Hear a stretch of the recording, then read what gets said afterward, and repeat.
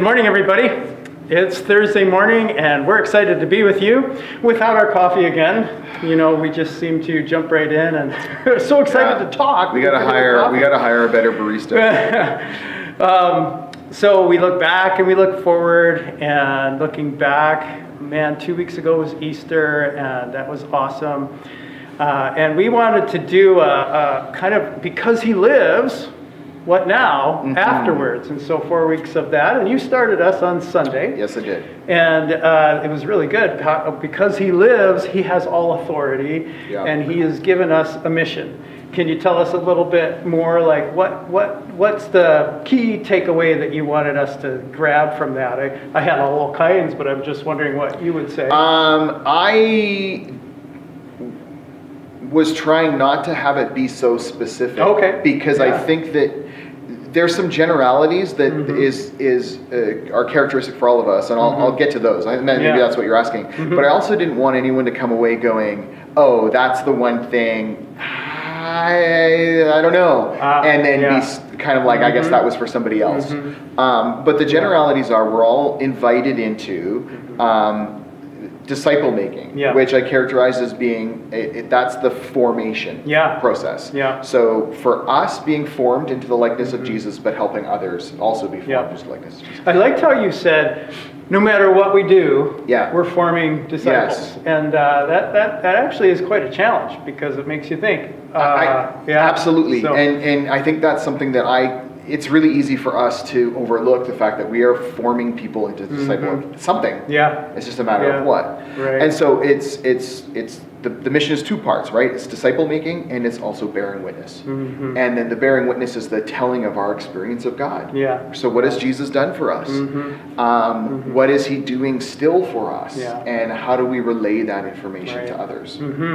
And so there's lots of freedom within those two kind of characterizations to then we start thinking through, which we did not have time to get into any specifics, nor again, I didn't want anyone to kind of feel like, that was for somebody else, not me. So we, within that, then we would start considering, well, this is where God has placed me in the circumstances that are part of my life. That's going to give some lean us towards a specific expression of that twofold mission. Then our own, strengths, gifts, the resources that God has provided with, all of those things then start to, I think, shape and characterize. And one of the examples of that we touched on a little bit at the end was our Romania mission team. This is a group of people who have said, here's an opportunity. It aligns with what, where I'm gifted, what I'm able to do, and yes, we all need help in that. Not everyone's able to go, but everyone's able to participate. Is one of the things I said that that I think is really important for us as a church to remember, is we all get to be part of this expression of that twofold mission of making disciples and bearing witness. So because he lives, we have purpose. We have real purpose. We're put on a mission, and it's right where we are. Sometimes it takes us to Romania or to, Kelowna, since we're in West Kelowna, whatever. So can you tell us a little bit more about what you guys are doing to prepare for Romania? When you meet together, what does that look like?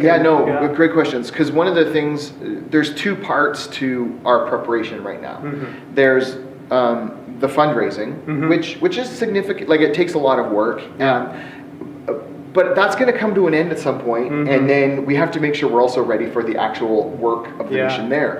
And so when we meet together, we always talk about three things: the raising of funds, the formation of our team. How do we get, who are we? How are we going to work together? Get to know one another a little bit better, because many of us. I'm at a different position where I know most people in that group, but the different ways and different degrees. And then there's some people who just don't know others at all. Yeah. They're complete unknowns. And so, reminding of names. So we work on that so that we can come together and actually be a team. And then it's the preparation for what we're going to do when we're there is the third aspect of that. And so one of the things we're doing is this day camp ministry that, that's going to follow a bit of a VBS style curriculum, but that's only one part of it. Yeah. Like most VBS curriculums provide you with about 3 hours of material for a day, and we're looking at having 5 hours of material for a day. Oh, yeah. So what else are we going to add to that? Well, we know there'll be some aspect it'll be English classes, some aspect, but then if the VBS stuff, it'll be like, okay, well, we're going to tell stories, and we're going to sing songs, and we're going to do crafts, and we're going to play games. Yeah. And so we've now, between myself and Miriam and Robbie in Romania, we've kind of worked out the framework and the outline. So we know day one, this is going to be the theme, and day two, and we know the verses and the stories. And now as a group, so that we met last Sunday after the desserts auction, and then we talked about that, right? The updates on, okay, what is the structure of this? Oh, we're all going to do this. Okay, so who in our group feels like they could take on crafts and be the craft leader? Who in our group wants to lead games? Who wants to tell the stories?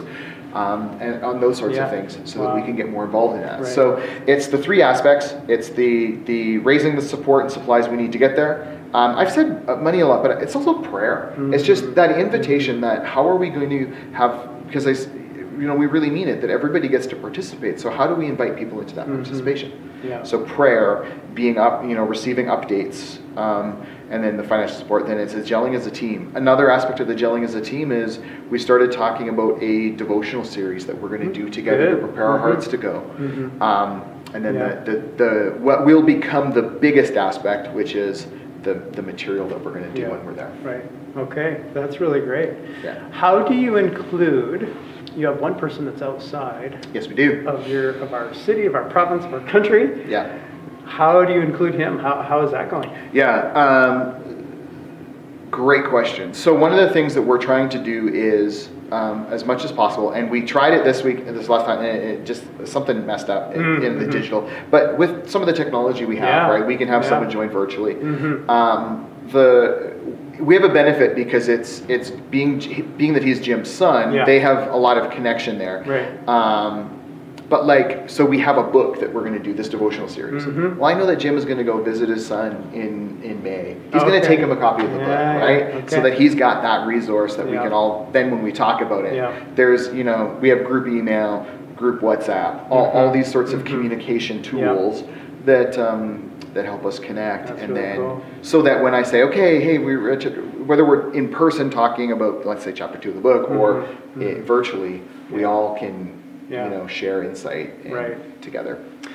So on Sunday, we bought cakes and desserts and stuff, and that was really fun, right? And we had fun with it, and another thing that's ongoing, can you tell us about? There's a few ongoing things. Absolutely. Okay. Yeah, absolutely. And some of them people have already asked, can we just give? Yes, you can do that, that's fine. Yeah. But if you want something, I don't know, to get something for it, if you will, you could hire a team member. So for example, and there's a lot of different things you could do, right? Maybe you're just feeling stuck at home, and instead of calling some delivery service, you want to call one of our team members.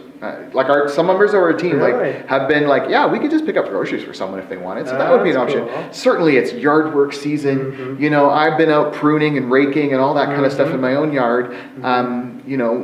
Maybe if your yard, you want to just bring some team, contact me about that. We can do yard work, babysitting, like I said, delivery services. Someone asked about window cleaning. Our team has talked about that as an option.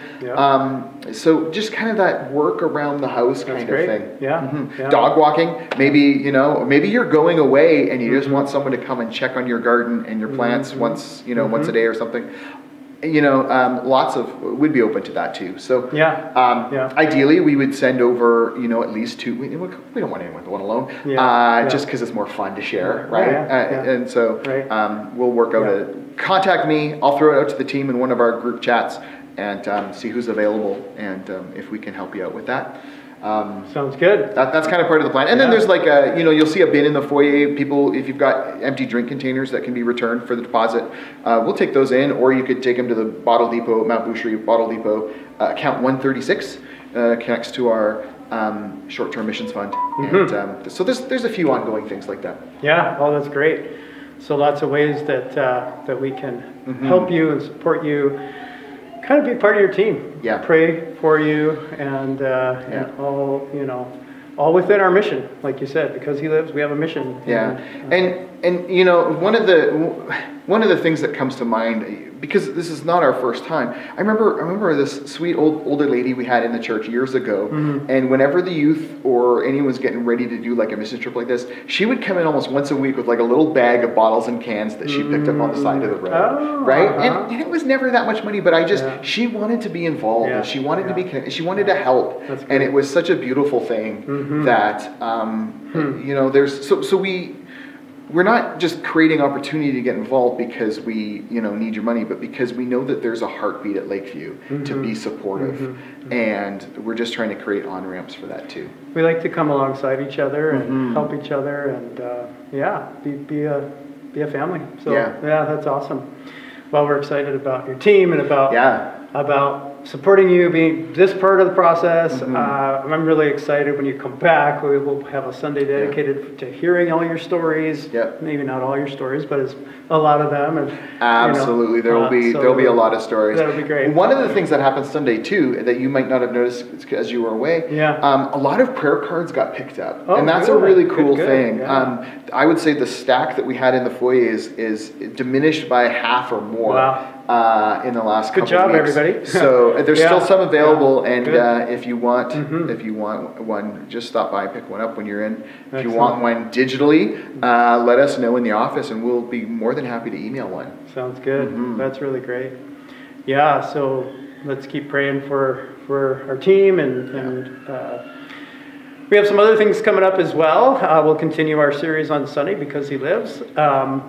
We have on Saturday a business leaders breakfast at 9 a.m. So whether or not you've been a part of that, this week is a little late because the food is being prepared and ready to go. But if you want in, call right after you turn this off at the office, and we might be able to get you in. But this is for people that want to really help each other be Jesus to the people they are in business with, and so we hear each other's stories and pray for each other, and it's a really good time on Saturday morning at 9. Then we have something else that I was supposed to. There's a couple things. Yeah, a couple. Yeah, I mean, we mentioned on Sunday, and we'll say here again, May Camp is coming up. There's just a little over. We got about not quite 2 weeks left to register for that. Okay. So let me know. Contact me, and I will send you the registration. There's an online Google form to register for that through Lakeview. Don't contact the camp because all the registration is done through the youth groups that come. So contact me, and I'll send you the link to register for that. And then we've been talking too about the possibility of hiring a summer intern for around Lakeview in the summer. If you know someone who's in Bible college and is exploring a call to ministry, I say it that way because a lot of people, you and I both did Bible college. I'm sure you know people too who, even after 4 years, they got into that internship and then learned, I think maybe this isn't right, or I was thinking this way, but maybe that, because what we want to do is have this person do some of what you do some of what I do some of what Kevin does, to kind of get a full understanding. This is pastoral ministry. So, yes, and I certainly in youth ministry world know a lot of people who thought youth ministry was just the fun and games. And it's a little different when you're a youth pastor, and there's some really beautiful things outside of the fun and games that get to happen, and it doesn't always fit with people's gifting. And so, anyways, if you know someone who's in Bible college or seminary and does not yet have their summer employment worked out, have them let us know, and we'll try and get them the job description and application to see if they're a good fit, as we're looking for someone for the summer. That's awesome. There was, one more thing just to let people know. Sunday evening through Wednesday, the pastors of our BC Association of NAB pastors, NAB churches, will be meeting at Green Bay, and this is just one of those times that we really enjoy being together, being encouraged, sharing stories, praying for each other, learning from each other. We also have a guest speaker coming in that this year that is a little unique to some years we don't. So there's just a lot going on with us next week. So. But we're still available, and I think that's the important thing we also want to communicate. Because it's here at Green Bay. If you drive by the church parking lot and you don't see our cars, we're still in town, and we're still available if there's an emergency. You can still reach us. And we'll still see you Sunday. Just so you know, that's why you might not see us Tuesday and part of Wednesday morning, but for the most part. But I think that's pretty much what's coming up, and we're excited about springtime and about summer and about all all that brings. So, just so you know, Kevin is picking up Titus. He's probably with Titus right about now. I can't remember how long he was thinking, but I'm trying to figure, to track them on their journey to know if are they over the mountains or through the woods. They're somewhere woods? in that. I thought it was prairies. Well, no, the prairies come first on the way back. So the prairies. You're saying way back, right? And, yes. And so they're somewhere on their way home today. They are on their way home. So you can pray for their safe journey as well. But otherwise, we hope that you have a great week, and we're praying for you and thinking about you, and we'll hope to see you on Sunday.